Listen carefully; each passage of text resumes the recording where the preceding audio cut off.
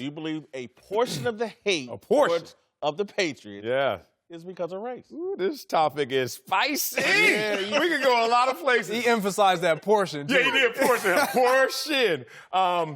I just want to make sure that I use a premise that is fact-based. I'm going to go with some numbers before I really opine into what I feel. Patriots, looking at their roster, 66% of it is black. Okay, and you're like, dang, all right, is that a lot? Is that not? NFL average has been reported at 70%. But then I started to say, just in perception, a lot of this is a perception argument.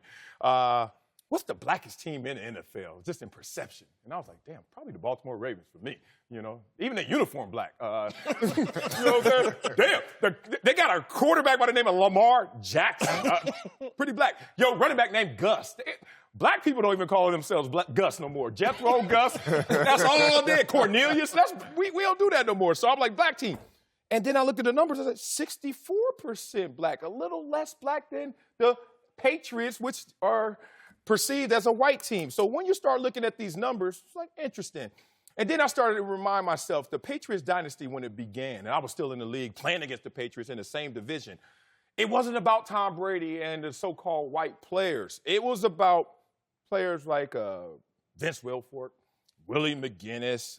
Should I talk about Kyle Law, Rodney Harrison, Richard Seymour? I mean, there was some brothers out there. Rabel. But you know what's funny? Let me sum this up because I know we all got to get in on this. The only thing that makes the Patriots seem white is not because of their owner is white. That's almost every team, right? That is every team. Every team. Minority owner, one team. Yeah. We got coach, white. That's damn near every team. Quarterback, that's damn near every team. Tight end, that's a little split. There's a lot of great white tight ends. It's because they got a white receiver at the number one position that it kind of skews this and makes us think that they're a different team than they are. All I'm saying is I don't think that this hate is about the race. It's about the lack of personality. You said it best. You're at the top that long, and then we don't get anything from you. You keep it close to the vest. But when we do hear noise from New England, it's in scandal. We never hear noise in terms of personality and persona. It's scandal. So I think that's where all the hate comes from. For me, it's the receiver position is predominantly been dominated by the African-American, the black athlete. It's what you said. Julian Edelman is their best receiver. Chris Hogan plays quite a bit. Dorsett plays here and there. Before that, it was Wes Welker, it's Danny Amendola. That's why I wouldn't say it's about race. It's more so because people are tired of them winning. Let's just say what it is.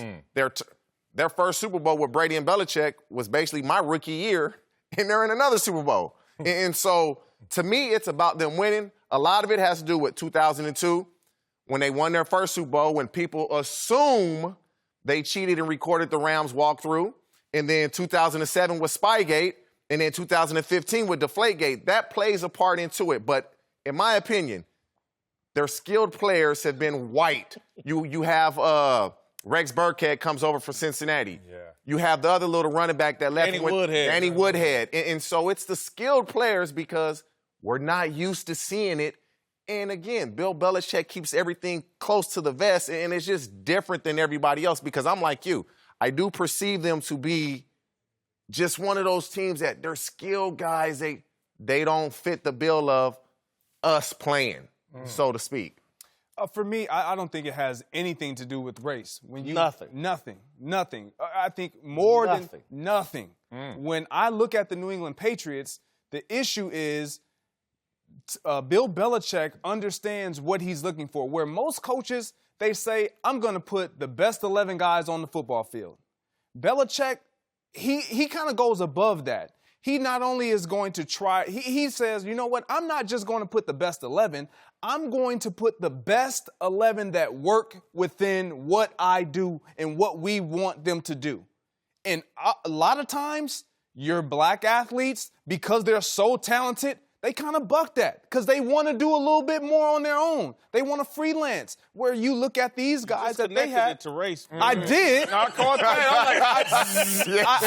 I did. But what I'm saying is, you have a lot more talent that thinks you know, my talent supersedes what you're doing and how you want to get it done. But from a player's perspective, looking at them, you don't look at the New England Patriots and say, oh, man, I hate them because they are a bunch of white guys. No, they win. No. It's never that simple. It's never that simple. But the perception of privilege a lot of times in this country, in this conversation, goes along racial lines.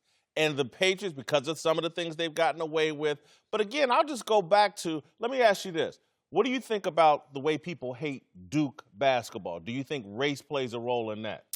I think it did. I think, but see, we skew it because Duke with Grayson Allen, even with J.J. All the way back Redick, to Leitner, Danny Ferry. Now, when Christian Leitner was there, you had a lot more guys that were of color that leaned more to, you know, they can blend in a little bit. You had the Grant Hills that everybody kind of called Grant Hill. You know, Grant Hill is he's a two-parent kid. I get it. Yeah. But when you look at Duke now, they're not. They're not that. That perception is still there with Duke and Coach K. It's 100% it's with Duke. It's 100% that perception with Duke is because. And so, again, you can't tell me my analogy of Duke and New England, and I get your stats this year, about 66% of their roster. Yeah. I've been writing and talking about this issue with the Patriots for years. They're used to, previous years, you can go back in the early 2000s and stuff like that, 54% of their roster was black, as opposed to the rest of the NFL.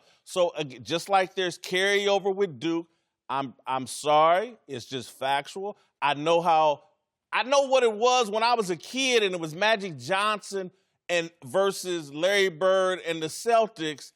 And again, I never hated them, but I did just like them, and I was passionate about Magic and those guys.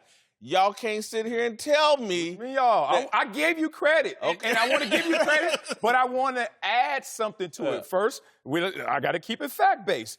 4 of the 6 Patriots captains are black. The white delegation elected black representatives, okay, because it's a black team. 2, if you look at their only 2 Pro Bowlers, half of them, 1, is black. This is a black team. Now, I want to go to where you are. I know where you are. But again, who's the face? When you think of the Patriots, you get along. It's hard to even name. Who are their black stars? Sony Michel. I'm talking about for fans. Stephon Gilmore. He just got there. Sony Michel.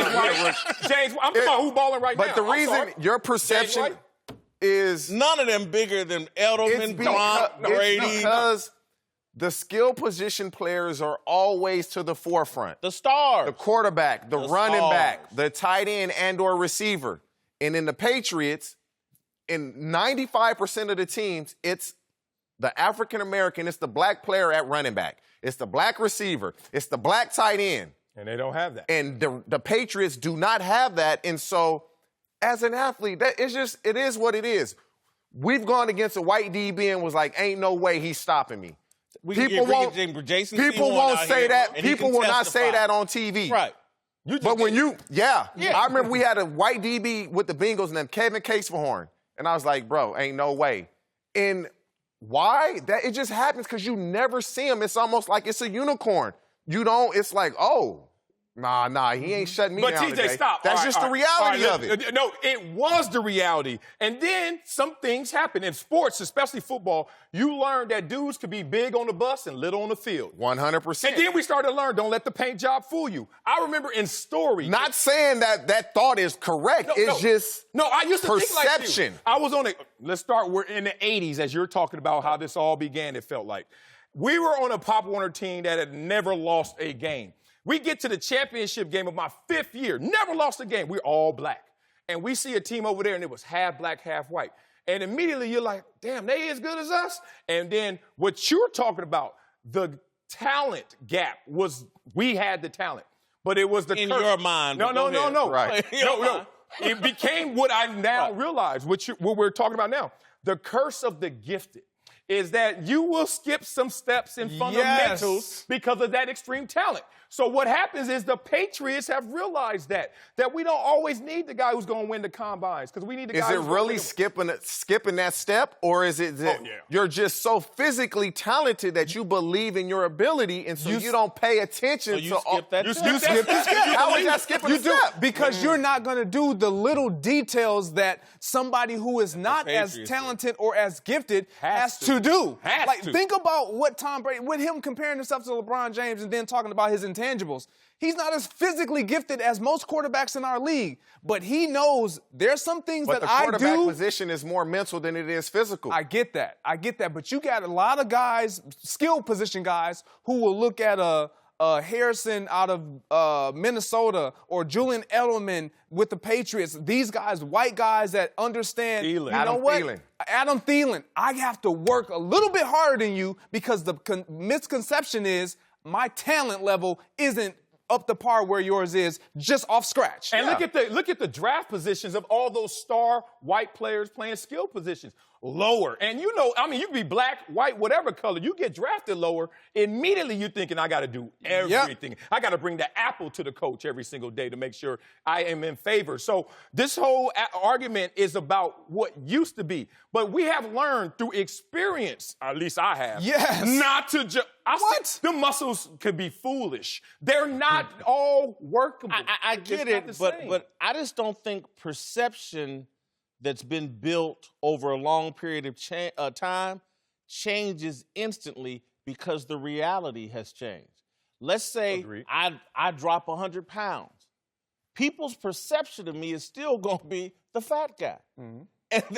And it doesn't matter that I may show up one day looking like T.J. Houshmandzadeh. Oh, that's big old Jason Whitlock, and I have all these thoughts about him that I carry on from the years when I've seen him when he was a big dude. Yeah. And so, again, the perception of the Patriots, and to me, a lot of the hostility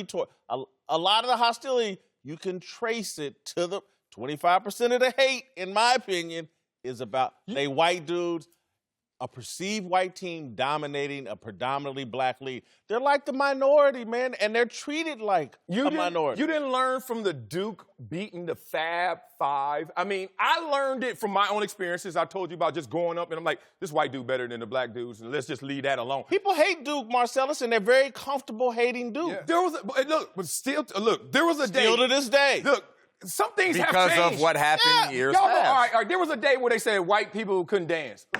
Watch some videos now. They dancing. You see the world championships of dance. It's like, oh, they ain't got no booties. Like, we got to get out of... Still perceive... People still... Have y'all been walking down the street lately? People still perceive that they can't dance. And so... And they can't jump. Are you kidding me? Like, white dudes have won the dunk contest. Like, can we...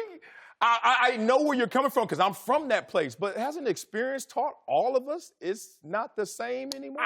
It certainly has taught me, and that's why, again, I don't spend any time really hating anybody. Now, I may dislike some things, but hating, no dice. And so, again, when I hear Roby Coleman hate and other people are comfortable talking about their hate of the Patriots, I go, you fuzzy zealot. But he gonna have the funny thing about Nickel Roby Coleman saying that is the guys he talking about, he better go do something this Sunday about it because he gonna be face to face with them all game. One more question. And trust me, I guarantee you, those guys, Edelman, Hogan, they thinking, you don't respect me Edelman, because of this shade. I've trained with Edelman.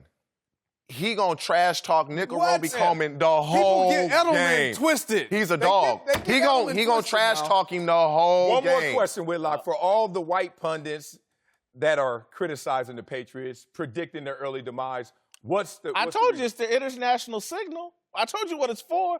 They fronting. Look, see, I hate the Patriots just like you. I'm free of race. It's all a little smoke signal, man.